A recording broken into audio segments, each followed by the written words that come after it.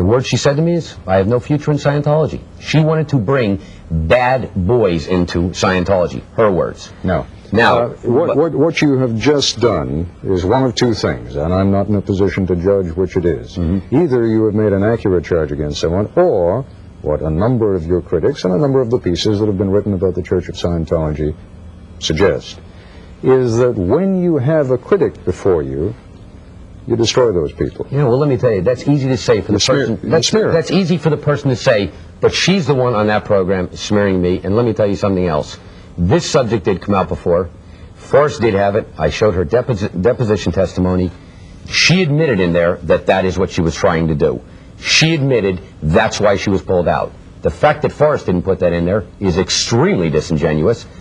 I'm not making any new charge against her, and let's not also forget the fact that she is trying to get $70 million out of the church, and I think that explains 70 million reasons why she would make up something like that. I'm trying to get nothing from her. Has she sued the church? Absolutely. For $70 million? For $70 million. Where does that case stand right now? Case has dragged on for years. It's just been dragging on and on. But I mean, it's still in the court system. Absolutely. Absolutely. But on the subject here, I mean, they bring that up. Ted, it's simple for people to say that, except I'm not out there leveling charges out of the blue against people. In fact, you've got to look at it this way. You've seen the amount of attacks leveled against my church. I haven't even bothered to come out to defend myself until this point, and I'm not even here to defend myself. But if somebody makes a move like that, and they say something, and they have an ulterior motive, I think it should be explained. It's that simple. You had another example on there, a Roxanne friend. This is a horrifying story. This girl was ill. I feel for her. Another woman. Another woman on there. Excuse me. Excuse me. I don't mean to say it in a demeaning way. I'm sorry.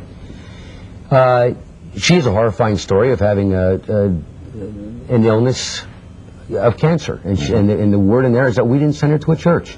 To a doctor. To a doctor, excuse me. In fact, she's been to a doctor 220 times while she was in Scientology. In fact, when we sent her out of the church, we asked her to please go to a medical doctor and see if something was wrong. The charge, as I recall it, Mr. Miscavige, is that with many of these people who've done... Well, let me finish this one. Let me finish this one because it's important. Not just with Ms. Friend. I'll let you get back to it in just a second. The charge is that you inevitably, I don't mean you personally, I mean the church, send people who complain of some illness to a doctor, but a doctor who is also a Scientologist.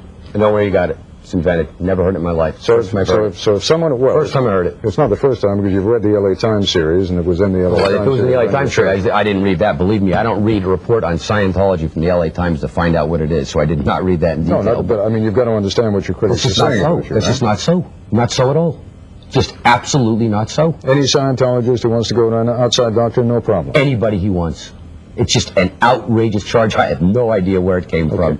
What do you call the folks who are up at the higher level of your church? The ones in the uniforms. What is Staff that? members, Sea Org members of the church. Sea Org. Yes. What does that stand for? Sea Organization. Originally. SEA. S from the sea. Sea. Yeah, sure, absolutely. What does that mean? The ocean. Well, originally this group of people were based on ships at sea, and that's where the term Sea Organization came from. That was at a time when all kinds of folks were going after L. Ron Hubbard, and he moved his operation out to sea? Not because all kinds of folks were going after L. Ron Hubbard. IRS was going after him, weren't they, at that time? Well, let me tell you, I mean, you know, I went through these earlier. You want to talk about them. There was no cause and effect relationship to L. Ron Hubbard being at sea and these people going after him, and therefore he was leaving. But you want to bring out all sorts of folks. Ted, let's be accurate here. There have been attacks leveled against Scientology. They uniformly get reported by the media. The net result doesn't. Let me just go through them. I mentioned the Food and Drug Administration. They tried this case for 6 years. They lost. It was headline press when it came out. They lost the case. Full religious recognition of the church. They passed their information to Australia. There was a full inquiry down there. In 1982, the court ruled in our favor and issued an apology stating that this was an embarrassing chapter in the history of that country. You talk about the attacks here. The real story is this, Ted.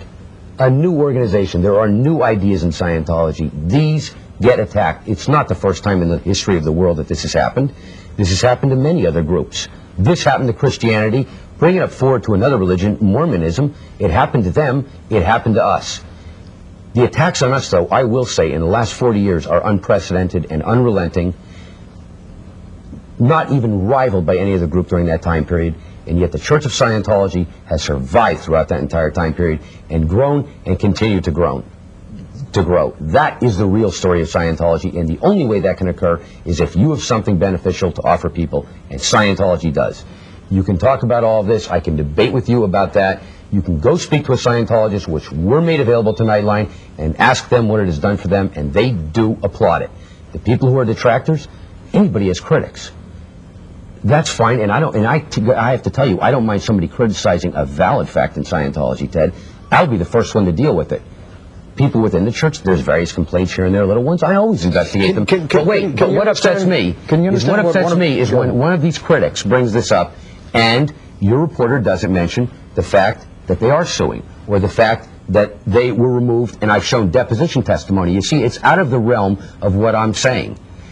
The fact that another man wanted to kidnap Scientologists, and I showed the documents to your reporter, and he doesn't put them in. My complaint isn't that the people said them. My complaint is that the reporter didn't give the motive, and he should have. He had it available to him, and to not show it makes it seem like these people are objective.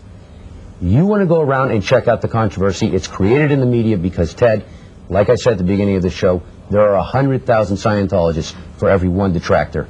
And when you just show those people, well, they've picked up the lines, they're coordinated, they find all the little buttons to press, and they all say the same ones, they're frightened. They're on the show. I spoke to Roxanne Friend over Christmas. I feel sorry for her, but do you know what she said to me, Ted? She asked me at the end of our conversation, Dave, please tell me, is it ever possible for me to come back to Scientology?